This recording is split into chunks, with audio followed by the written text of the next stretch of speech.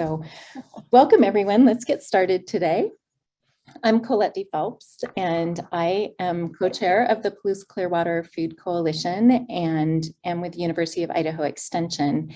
Today, we're really excited to have a follow-up conversation to our 2022 Food Summit that is really focused on farmland preservation. And we are also very appreciative to our coalition member, Sheryl Simmons, sorry, Cheryl. And Cheryl really did all of the legwork to organize with our speakers today and put this session together. So I am going to hand it over to you, Cheryl, to facilitate today's roundtable. Thank you. Thanks, Colette. And my name is Sheryl Simmons, and I'm a retired volunteer and then part-time employee with the Natural Resources Conservation Service. I started when it was the Soil Conservation Service. And many of you probably saw Gene Burns' epic movies about erosion and that time of in the country, and that's when the Soil Conservation Service started. But we kept going after that into the Natural Resources Conservation Service, and the local office is doing great work. So if you have any conservation questions or want to put a conservation plan on your land, always contact the local conservation office. I wanted to get that in there before I forgot. So again, I started back in Kansas. I grew up in and around Omaha, Nebraska, in that suburban rural farming area around Omaha. And so I have just experience from growing up in this area of wanting to maintain some farmland.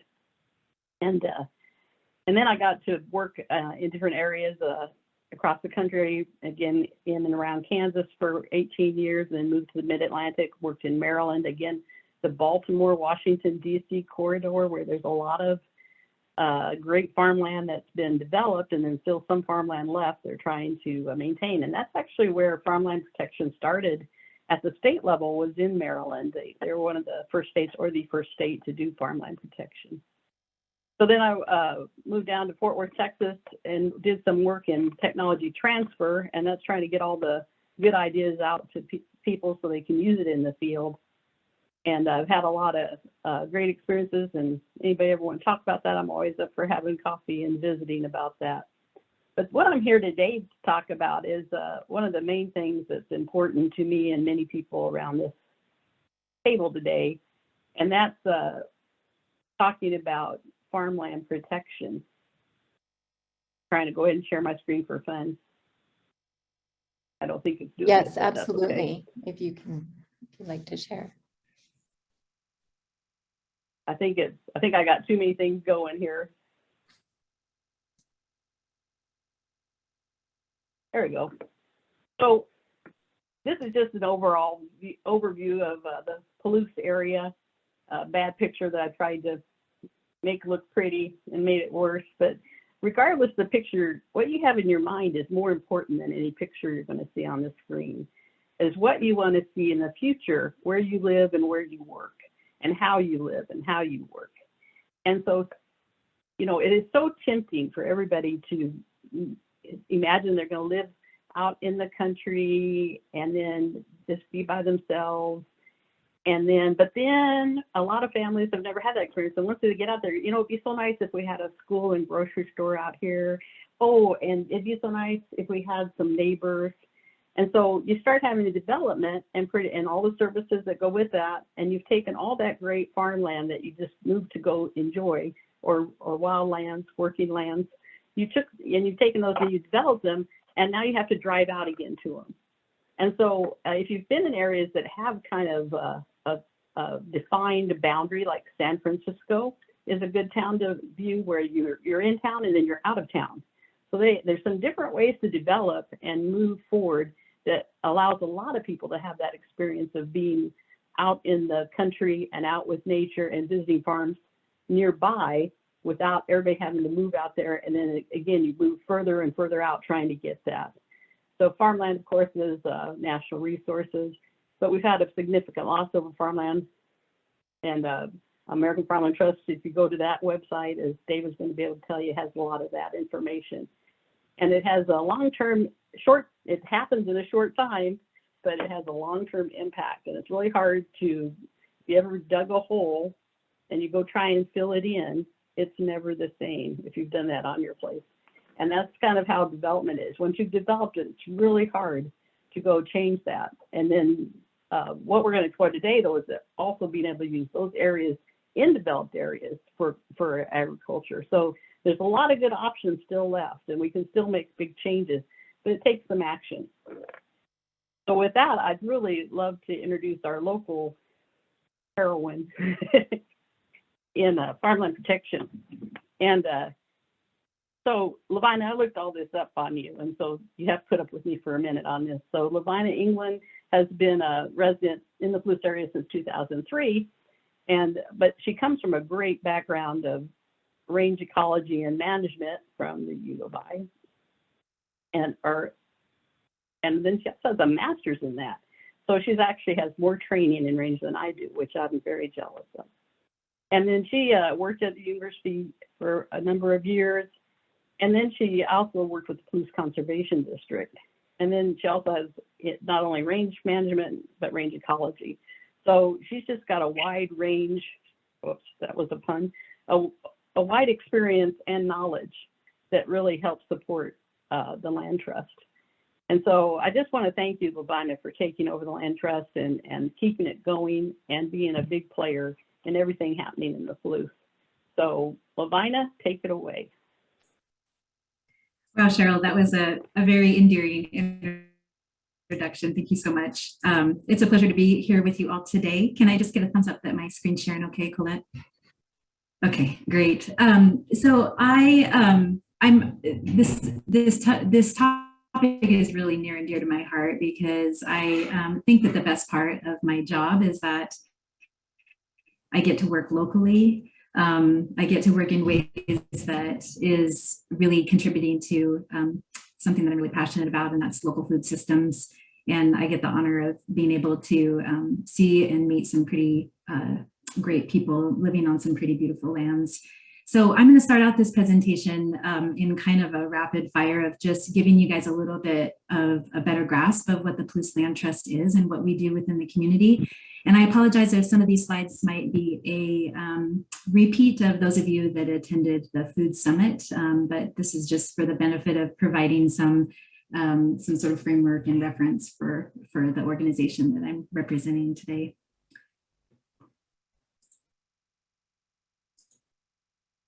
Okay, so land trusts are pretty prevalent across the nation, and we're really lucky to be the primary local land trust serving the region. I'll show you in a moment where we work at, but what I want to focus on is the fact that we're very much rooted in community because the mission of our land trust is very uniquely positioned to the area in which we live. And the leaders that came up with the focus of our land protection strategy when our organization was created. The important thing that we really provide as a service is that we really can focus on working with private landowners to uphold conservation purposes on lands that they own, steward, and protect. So just a little bit of background on the Palouse Land Trust. Like many nonprofit organizations that form in a grassroots fashion, we came about during the land trust movement that started in the early 1990s. And a few people came together and wanted to create an organization where the primary focus was on land protection in our local areas and serving that need in the community. So we were founded in 1995 and now have grown to a small staff of 3 full-time employees that are professionally trained in the area of conservation projects that are in partnership with local landowners. And because we're a nonprofit organization, we are able to provide some benefits to landowners who might be interested in taking certain incentives like tax benefits available through the Internal Revenue Service Code. We have a volunteer board of directors that leads the vision of the organization. So we have a 13-member board, a really great diverse group of folks. We've got a couple of local farmers on our board of directors, and then people from all walks of the community, including conservation and wildlife, all the way to expertise such as legal and financial expertise that helps our nonprofit stay in the focus of our work. We are a nationally accredited organization, so we're kind of part of a larger body of the land trust network across the nation. And as a nationally accredited organization, it's just a symbol and sign of our adherence to the highest standards and practices of this type of work. So our mission is working with local landowners and communities we serve to conserve the lands that we love. And that is in that perpetual framework of the time-honored tradition of permanent land protection. And we're also very invested in enriching those connections to the natural world. So this is just a quick snapshot of where we work. We have a pretty extensive service region in north central Idaho, but we also are serving the communities in Whitman County of Idaho. So the primary focus of our conservation work resides in the counties in which our board of directors represents, Latah and Whitman counties. But we do hold conservation easements all the way up into the North Fork of the Coeur d'Alene River and areas of the region out through the Clearwater and down towards the Salmon River. So land trusts are really at that forefront of private land partnerships. So we work specifically protecting private lands, and we do also own land. And again, the main focus of our work is really on protecting those conservation purposes that we identify in our strategic priorities. So just a couple of quick ideas of where we work. We are the Palouse Land Trust, so we work a lot with Palouse Prairie Conservation. This is a beautiful photograph of up on Paradise Ridge showing the Dave Skinner Ecological Preserve, which is a 100-acre preserve that the Land Trust owns and manages. And we work a lot with private property owners in the context of Palouse Prairie Protection. This is a very endangered ecosystem, less than 1% remaining in existence today. We're here today to talk about farmland protection, so I'll touch a little bit more on some of the ways in which we work in that capacity. But a lot of our conservation work also encompasses private forest protection, so keeping those family forests and the working aspects of forest lands. We also have a strong focus on protecting wildlife habitat corridors, which includes streams and rivers, preserving community open spaces. This is just a snapshot of the Rabbit Hills Preserve, which is adjacent to the PCEI, the Palouse-Clearwater Environmental Institute's campus, located within the city limit of Moscow. And we do a lot for surface water and fish habitat protections. Photo showing the St. Joe River where we hold a conservation easement. And conservation easements are a pretty sophisticated tool, but in simple terms, they're really legal agreements that give private property owners the opportunity to have some say in how their land is managed into the future. The main thing that we do is really providing commitment to preventing future land development and also protecting the values which make that property special. And for many of you might recognize this fine gentleman in the picture. This is Maynard Fosberg, who passed away last year at the ripe age of 101 and was one of our very first conservation easements. This is a really great way of just showing how his vision at the time in which he put his land under protection was one where there was a lot of care and love of the land. And so we were able to work with the tools that we have at the ready to be able to use these voluntary options to come in and help him exercise his private property rights that the Land Trust upholds perpetually. And what's wonderful and what we talk about is that conservation easements run with the land, so they really can withstand succession and changing of hands. And then also there are a few associated tax benefits. And I won't get too deep into the technicalities of conservation easements today, just to try to stay on topic and allow my other peers and colleagues opportunities to share their information as well.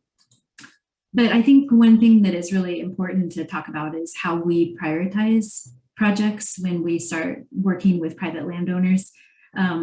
These are just sort of a couple of statements that I think are really paramount in talking about how our organization sees the role that we play in terms of farmland protection. Really, we know that it contributes to driving up the quality of life for everyone in our community and contributes to the local economy. And what we're seeing a lot is that there's land closest to our urban city centers are often have higher values for development, and that puts it out of reach for our next generation of farmers. And so what we're really trying to do is focus on where we can help use the tools that we have at the ready to pass on these lands and make them accessible for future farming generations and protect that quality of life. I think that we're sitting at a point in time, and I think you all probably are feeling this, that we have coming off the heels of a time when food security was a big issue during COVID. And I think that we're at a point where we have opportunity to prepare for the next challenge. And we're seeing a lot of uptick in interest in what the work of the Land Trust does, because I think we're really in the middle of a historic transfer of land ownership. And there's some pivotal decisions being made right now that'll influence the way that our communities look into the future. And so really our goal is to safeguard our most productive and our most at-risk farms. And so I'll speak just specifically about our role in farmland protection. This is just a quick snapshot from our strategic conservation plan, which is available on our Palouse Land Trust website. It's in a story map format, which allows us to pull in a lot of spatial data. And we work really at the cornerstone of bringing in these decision support tools through our partners that develop data sets that help us look at land in terms of where the highest priority and the most impact of our work can be done. And what this slide is showing is data from the American Farmland Trust Farms Under Threat report that was published in 2020 and came out at a time when we were scoping our conservation prioritization work. And just to give you a little bit of a snapshot, I kind of got us zoomed in here on Whitman and Latah counties where we work primarily. The green on this slide is showing nationally significant ag land, and that was sourced through the data set provided by the American Farmland Trust. And then the yellow is showing grasslands of statewide significance. And this is actually like a technical term, and Cheryl will be familiar with this one because it's one that NRCS uses often, and also conservation planners with conservation districts use it as a distinction to show where there's the highest impact. So we're using this to try to drive where we have opportunities to have the most conservation impact for the dollar, the most bang for the buck, with where we can do the best work within our prioritization of projects. And it's a little bit hard to see, and I'm not sure if my cursor will show up, but if you see the areas where Moscow and Pullman are located on this map, they're kind of the little clusters on the county line border there. You're seeing some red, the color red picked up, and that's where we're seeing from the Farms Under Threat data that came out from the American Farmland Trust. This is where we've seen significant ag land conservation in the years 2001 through 2016. So just to kind of pull from that example in our local service area, we were really, really delighted to close on a smaller acreage farm conservation easement in 2021, working in tandem with a local farm family and the estate of the late Katrina Berman. And we're really excited because the conservation values that are being protected as part of this small farm acreage is, this is about a 5-acre farm that's under conservation easement protection, and the conservation values that are being stated as part of this property is protecting it for future agricultural use and protecting the open space within the urban city limit of Moscow. So for those of you that are familiar with Moscow, you can kind of see there's the Kibbe Dome in the top right there where the University of Idaho campus is located. And then the way that development has essentially swallowed up this farm property that's been under agricultural production since 1898. And the soil type on this property is is nationally significant ag land. And so what we think is really valuable about these kinds of small acreage projects is that it's keeping those sources of small acreage food production within the access to the markets. And we have a really vibrant farmers market here in the community. So I'm happy to take questions, but I think I'm going to stop there because I want to make sure that I'm allowing my peers enough time to move forward. But just a quick introduction to the land trust and the work that we do. So thank you so much, Lovina. And let's wait and have questions and discussions at the end, if that's okay with everybody. Lovina mentioned state and or national lands of importance or soils of importance, and that is a technical term. But we also have statewide soils of importance. Soils of statewide importance, and you can also identify soils of local importance. If you had you have to have a group come together and go through the step process to do that. But that's something that you can do that Idaho and Washington could do. Washington may have that. I'd have to check on that. And talking about Washington and Farmland Trust and Idaho and land protection, we want to move on to our next speaker, which is David Anderson. And David, I looked up some information on you too. So while you're sharing your screen, I'll say that David is a 5th generation Idahoan. And he's worked both on his family farm and then large certified organic farms near Boise. I hope I'm saying that right. He also serves on the board of directors for the Idaho Center for Sustainable Agriculture, and we're thrilled to have him with NRCS and American Farmland Trust NRCS help fund the position to have this person be able to focus in on farm and ranch land protection and or preservation, however you want to call that, keeping your land. And he has a bachelor's degree in hydrology from University of Arizona, which is a great school, and he's got a lot of experience in stewardship and natural resource conservation and ecological restoration. And we're just thrilled to have him on today. And so David, with American Farmland Trust in Idaho, go ahead and take it away. Thanks, Cheryl. Appreciate that great introduction, and good afternoon, everybody. No farms, no food. That is one of our largest marketing campaigns here at American Farmland Trust. And our adaptation of that is no farms, no food, no Idaho. And so I'll be telling you a little bit more about how you can get to be part of that movement with us. Let's see here, just need to get my slide advance thing going right here. Not doing it yet, bear with me. All right, are you seeing that? Did that switch on your side, everybody? We're still seeing the first slide. Okay, hang on a second here. I'm not in the right. Okay. You're not holding your tongue quite right, David. So I know, right? This was working, and now it's not. So while you're working on that, you just keep working on it. We'll wait for you. No worries. I did want to mention that, you know, the old school, it was used in the 80s and kind of had some good times going, and then it kind of went away, but was working with local planning departments for doing local county planning. And it mainly what it did is it focused just on farmland planning, and then everything else seemed to fall into place. Because if you figure out, okay, we want to maintain these farms in this, and so we got to figure out a way to do that, then let's focus on saying these are going to be maintained in farm ground, and then we can look at where residential development should go crazy and where we can have industrial development or mixed development, and then have some local land inside that development. So every time some place would develop, they'd have to put aside land for farmland protection. So there's a lot of different ways to move forward on that. How you doing, David?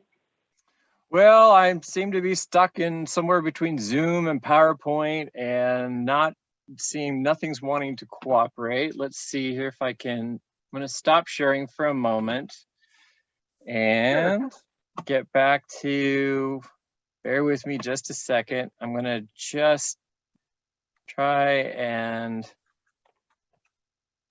shut some of this down here really quick. I think I got two. There we go. Okay. Bear with me. All right, so doing that.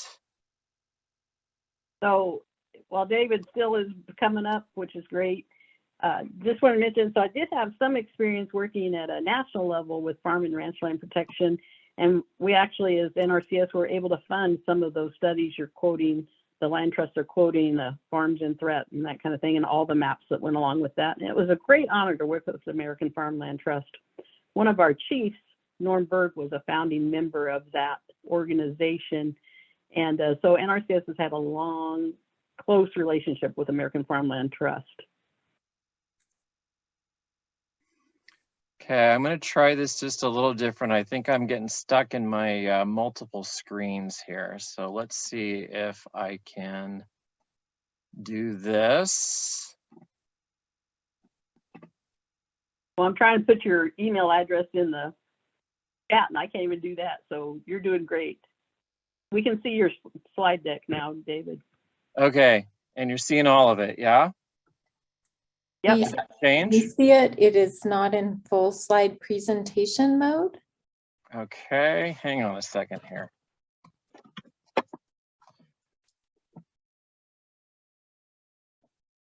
Now it's There. That's There we working. go. Okay, all right, let's do this. I got some catching up to do, so bear with me. I'm going to talk really quick here. So real quick background on American Farmland Trust, everybody. Why are we here in Idaho? So maybe many of you may know this, but agriculture is flutters right around 20% of our annual GDP. So yes, a fifth of our economy is working farms and ranches. And so AFT, as Cheryl had mentioned, through our partnership with NRCS, recognizes that Idaho is a priority for us in protecting our farms and ranches. A second pillar for us is that we're working with a number of soil health stakeholders here in Idaho through partnerships to help improve soil health.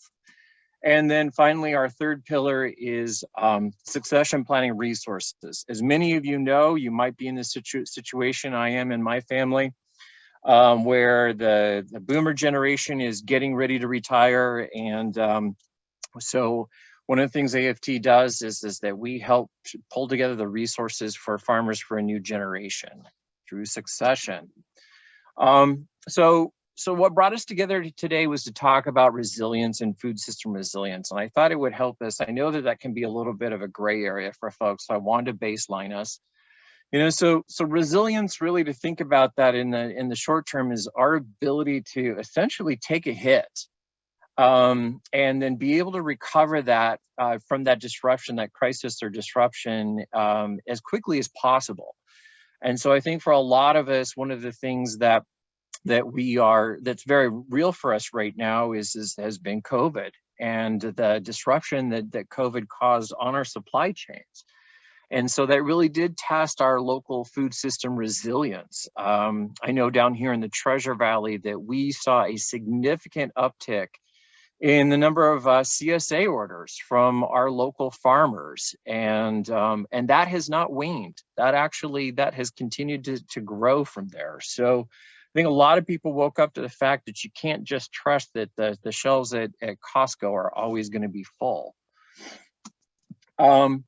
So this is a snapshot from USDA's Cropscape platform, and I just wanted to kind of offer a sense of scale as far as the food systems in the Clearwater Palouse area. So as you can see in that graphic on the left there, that is all of the currently active farmland in the region there, and all of those colors represent different crop types. And so the next table there that you can see is what I did is I sorted on the top production by acres, by area. So you can kind of get a feel for really how much food is being produced locally up there. But then that third graphic to the right there is really about how much of that food is leaving the Clearwater Palouse area and going to feed the world. Idaho feeds the world. And so if we look at the combination there, you know, between your grass hay, right, that's really what's feeding a lot of the dairies, the chickpeas, the winter wheat, alfalfa, once again, going to our dairies. And then you get down into the pulses. A lot of that is going to feed the world. So when we really talk about food systems, you know, we'll get to local, but also don't forget the fact that we're feeding the world. So this map I extracted from the coalition website. I just was kind of curious to see where the 135 plus or minus farmers and ranchers that are part of your coalition up there are based, and get a feel for essentially sort of like also what the future looks like. So what I did there in that table is I pulled the counties that the coalition is basically serving. And this data is from the same report that Lovina had originally noted, and that is our Farms Under Threat 2020 report. And what you can see there is these are the conversion rates in acres per year for the years of 2001 through 2016. Now, what's important to note is that yes, it's a 15-year period. And I would also say, think about what's been happening in your own backyard since 2016. You know, we're seeing conversion rates even accelerate, even faster. So American Farmland Trust is in the process of updating our Farms Under Threat report with a 2040 projection. And I expect these numbers are probably going to go up quite a bit. So here's our urban growth centers, essentially along the US 95 corridor there, and you know the county that they're in, and you can see some of those conversion rates. That is pretty amazing. So that your region, if we add all of that up, is losing a mile and a half square miles every year. Yes, every year. That is a lot of land. And if we look at how close to a lot of your coalition members are to those urban centers, then we're definitely at risk of conversion. So why protect Idaho's ag land? Well, once again, we've been discovered, right? That people know we're here. We get ranked in the top 10 lists over and over again in the magazines, and here they come. And unfortunately, that population growth and finding places to put those people is on some of our highest quality farmland. We currently lack sufficient state policies and programs to prevent against this loss. And then, as I mentioned earlier, we have an impending transfer of land, generational transfer of land. And what we've done is that we've struggled to give our growers retirement options beyond having to simply sell the family farm or the family ranch at the top price to a developer. So that's another pinch point for us. So what's in our toolbox? What's in our ag protection toolbox? Well, actually, there's quite a number of tools. And I want to emphasize the fact that it's never one size fits all. I think that every farm, every ranch has its own personality, and based on that, we need to decide which of the best tools. So what I'm going to present here next to you are really just sort of the bigger hammers in the toolbox. So county comprehensive plans and ag district zoning.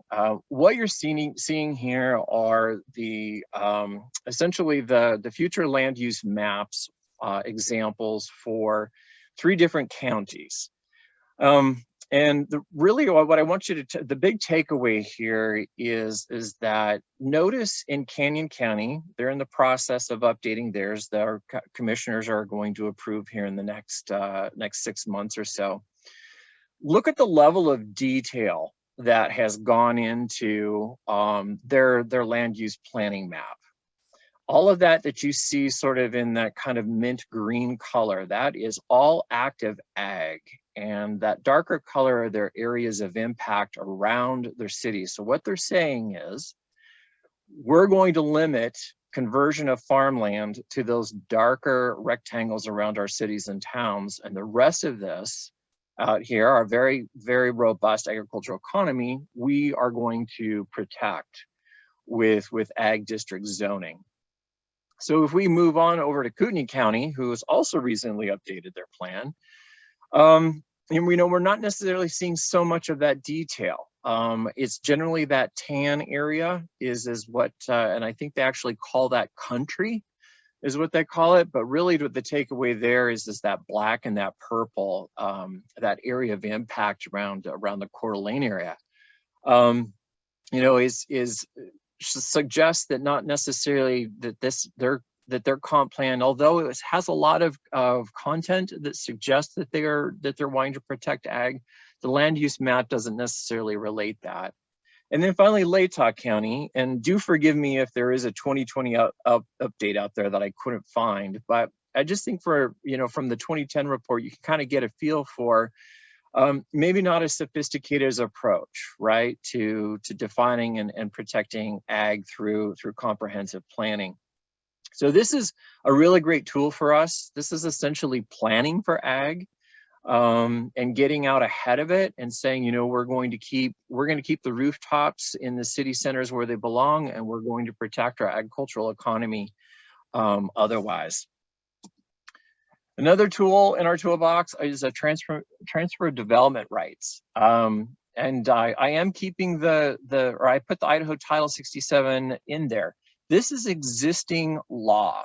So Idaho state law allows for counties to stand up transfer development rights programs. And what these do is they allow for farmers and ranchers to essentially sell the development rights to move those to areas so that they can get higher density on projects closer to the cities and towns where they belong. And so, you know, why is this important? Well, you know, as we start to develop through suburban growth out into our ag areas and start creating fragmentation, then the cost of community services start to skyrocket very quickly. And so by moving our development rights into our more urban and town centers, then what we're able to do is we're able to keep that cost of community services lower and also protect our ag economy.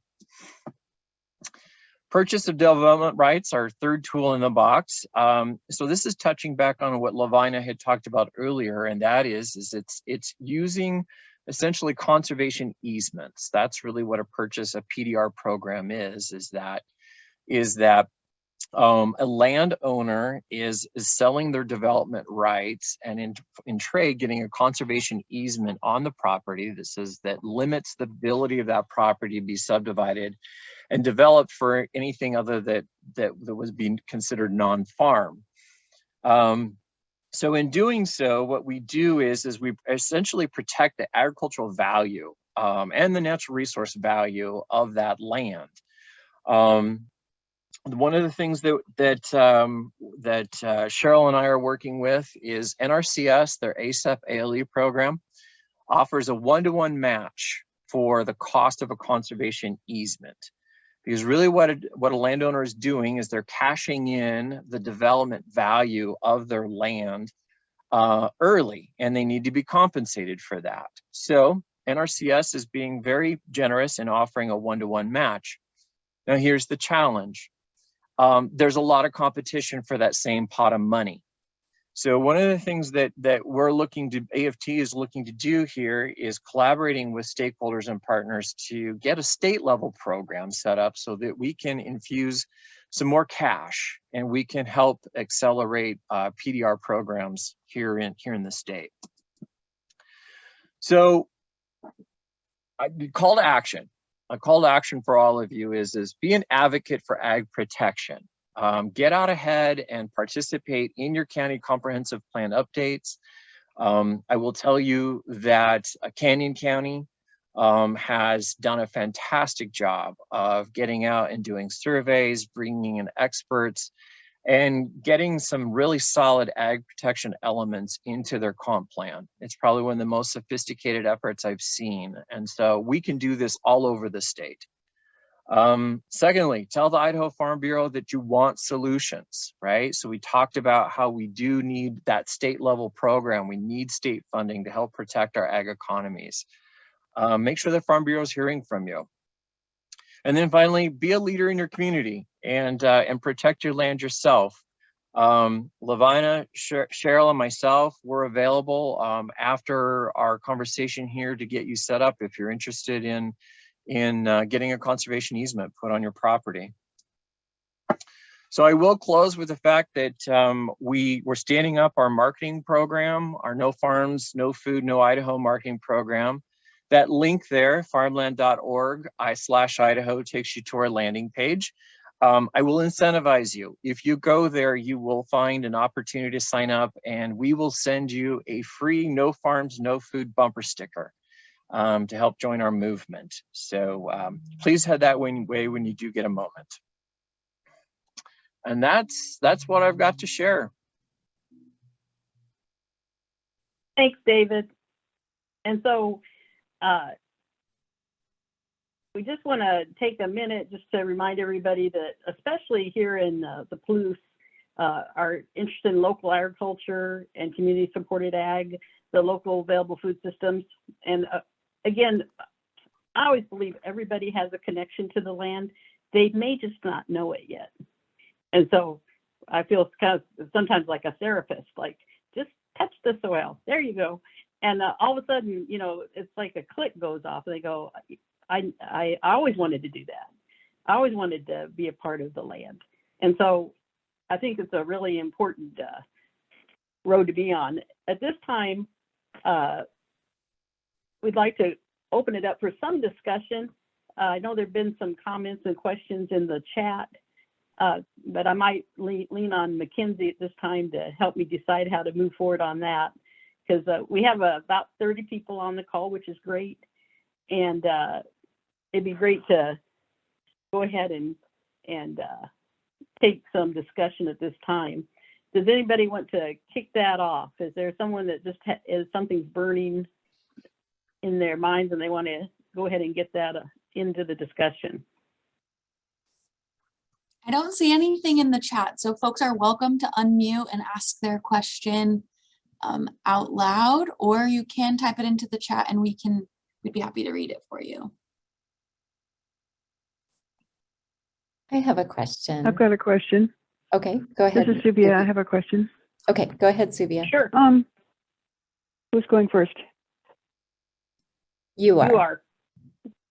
This is Suvia. I spent 23 years on the county planning commission in Latah County. Finally just got tired after being through 2 comp plans and so forth. In terms of the growth pressure, I do think our county needs to step up. One of the things that we've been talking about in our Rural Roots Board meetings that I've been thinking about a lot is that we do have all this food being grown all around us in Idaho and here on the Palouse. A lot of it is going overseas, and maybe we need to be thinking more about how to enhance things for people who are growing food to be eaten right here. And it's like there's a disconnect. It's not that I want to see all the Latah and Whitman wheat farms, turned into houses. But I want to think about how can we protect, how can we help small acreage farmers and people who are growing vegetables. How can we help them? How can we help people get access to growing land? How can we help them, those who are growing, protect it, so whatever they put into it in terms of improving the land, improving the diversity and biodiversity on their farms, or improving their soil, how can we make that, lock that in? It's like a missing piece. And I think we need to also be thinking about, I'd like Lovina and David's feedback on this, and Cheryl. Also about ways that you can grow food more intensively, even within an urban setting, that while we don't think about that as being maybe our business, maybe it is appropriate to be thinking about vertical food growing in town and so forth. Those are critical thoughts. That's my, go ahead. Yes, those are critical thoughts. Those are right on topic.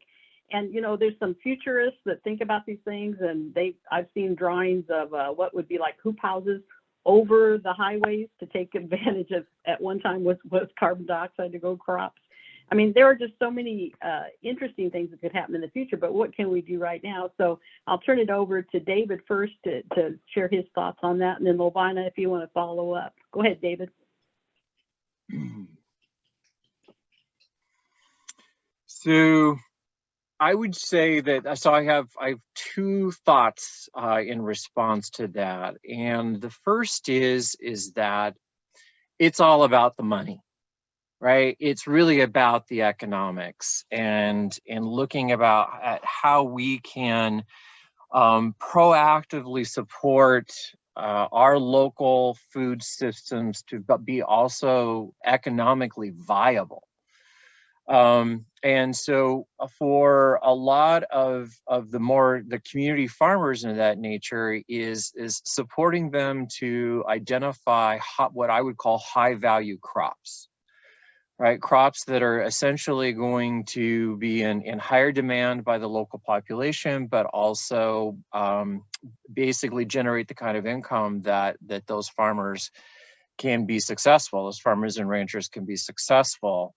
And I think one of the interesting things that we're being faced with right now is also climate change, right? So how do we come together as a stakeholder group? So this would be like NRCS, the conservation districts, U of I extension, and really working to make sure that our local food systems and our growers have the resources they need to get to essentially continue to be successful and get out ahead of a warmer, drying climate.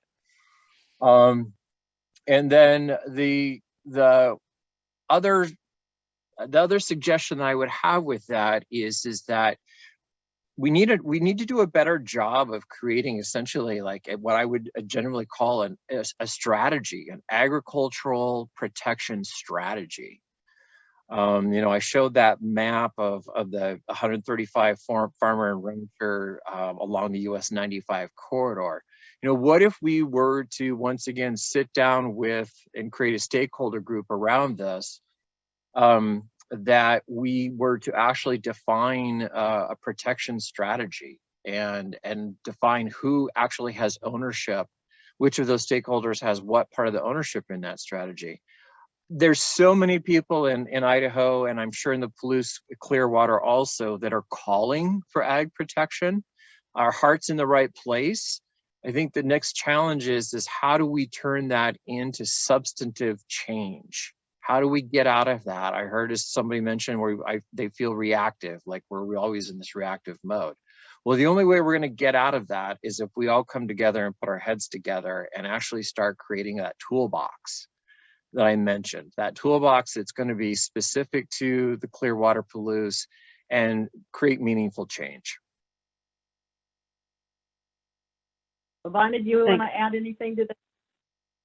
Yeah, I wouldn't mind adding at all. And I think Sylvia brings up a really important talking point, and that is one of food security. And just to jump on the coats of the tailcoats of David's comments, I think that what we find is really successful is when we can have incentive-based programs to incentivize people into land protection programs. And right now, one of the biggest challenges in Idaho is that we have no source funding, and it hasn't been prioritized in terms of finding ways that we can further incentivize really those growers who are thinking about local food sustainability and producing things like market vegetables that can be locally sourced and provide that level of our of the need that we have for our local communities. And I think that a big part of the challenge is also in, making the relationships between the parties that are trying to move forward this momentum have some teeth. And I think what having David in this new position as the Idaho Program Manager for American Farmland Trust is going to really help bring us forward in advancing that. I also serve on the executive committee for the Idaho Coalition of Land Trusts, and we're having a lot of conversations and participating in these Idaho Farmland Protection roundtables that I think are really getting the momentum going in the right positive direction. And we certainly at the Palouse Land Trust would be very interested in working with more local landowners who might have both a willingness to gift their land forward for future food production at the community and local scale, and also contributing philanthropically through the gift channels of being able to advance local farmland protection. And I think that one of the ways that we can also make really important strides in the right direction is by prioritizing working with stewards of the land that are thinking through regenerative practices and really trying to prioritize those types of projects and protecting not only just the open space and the agricultural land, but protecting what's really valuable about that space, which is the commitment and inputs into the soil and the benefits that are providing to the public and through those ecosystem services as well. Thanks, Lovina. And there's been some interest in, we have in the chat to put a tax on trucked-in food and use the tax to support local growers. And so there's a lot of good ideas. Colette, did you have something you wanted to add?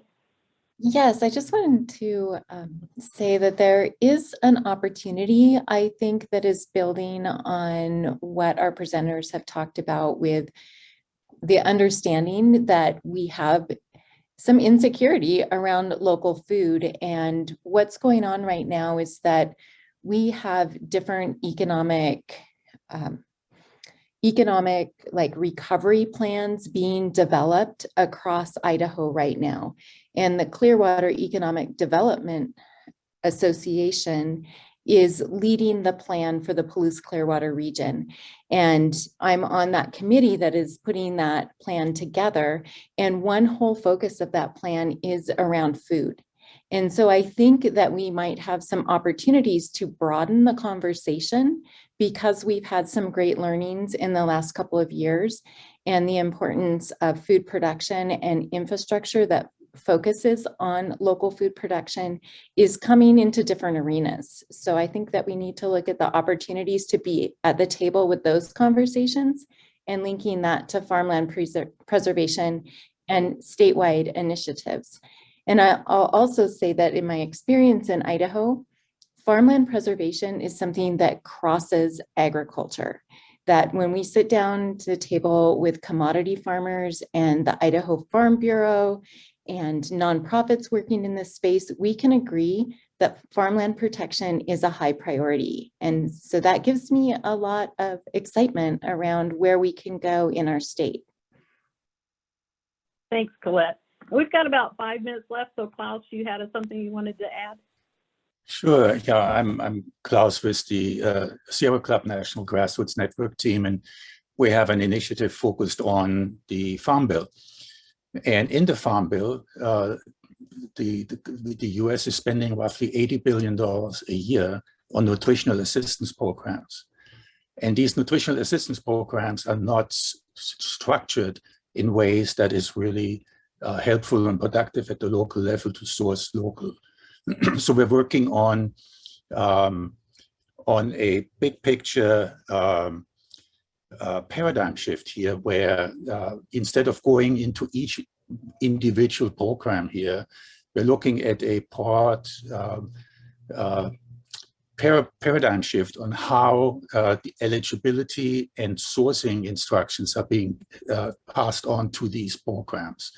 But at the core of it, and this is something I wanted to share, there is a planning process involved in supporting farmers to plan ahead, programming their crops to coincide with the needs of larger users. So for example, Washington State University serves about 10,000 meals a day, but it's not sourcing local because the linkage between the catering department there and their procurement and the local farmers is missing. On the other hand, then they're working in 12-week menu cycles, so they know exactly what they're going to serve on August 15 to how many people. And so if the planning process could engage within the farming community and these larger users, then the farmer can plan ahead. You need to work ahead about 6 months out so that the farmer can do that. Sorry. Thanks, Klaus. No, appreciate that. And so we've had a discussion from everything from our local gardener farmer that might be working in town to at the national level, looking at the farm bill, and everybody. You know, we have all these levels of availability to take action on these issues, and it can be overwhelming. And so what's really important is, but Klaus, I really appreciate you sharing that, and that may be something that we can have another call on, is the many programs that are going on locally and nationally. But what might be interesting is that in the Palouse, we're in a unique, I always like to say unique physiogeographic area just because it sounds good, but a unique area where we have a lot of people that are interested in growing local foods, and we have a lot of people interested in eating local foods. And so that is such a great combination. And then we have food insecurity in some, so that we could provide some of that. So we have a lot of great opportunities here, and we don't have to do everything tomorrow. And that's why I keep harping back on just looking at farmland protection as a way to kind of get organized and focused and start.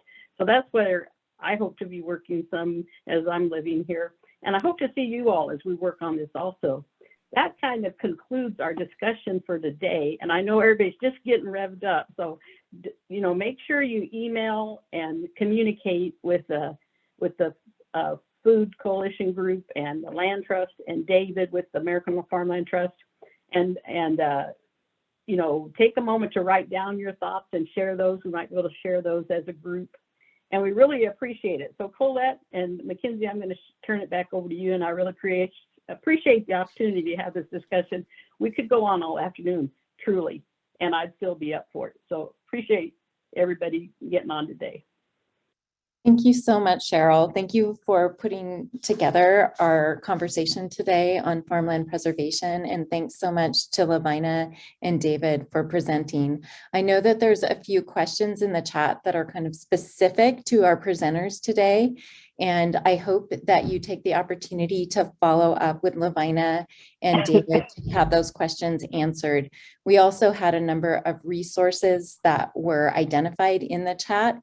As we pull this information together and we post a recording of today's roundtable, we'll make sure to list out those resources so that you'll be able to find them. We would also love to know, like, where would you like to go with this conversation? Are there other conversations and topics that you would like the Palouse-Clearwater Food Coalition to hold space for these conversations to continue? And are there opportunities for us to promote to the participants who signed up today and our regional newsletter list of how people can get involved? So if you have other programs that you know about that you would like us to share, please let Mackenzie and I know, and we will make sure to get those out through our marketing channels. So thank you so much for joining us today. We are going through a series of follow-up conversations from the 2022 Palouse-Clearwater Food Summit. If you're interested in any of the presentations from the Food Summit, they are now posted on our YouTube channel. If you just search Palouse-Clearwater Food Coalition, our YouTube channel will come up. You can also visit our website, pcfoodcoalition.org. And we will also make sure that you get information as we move into our next conversation for April, which is really going to be focused on water conservation and food production in our region. So thank you again for joining us today, and many thanks to our presenters. Thank you. Thank you all.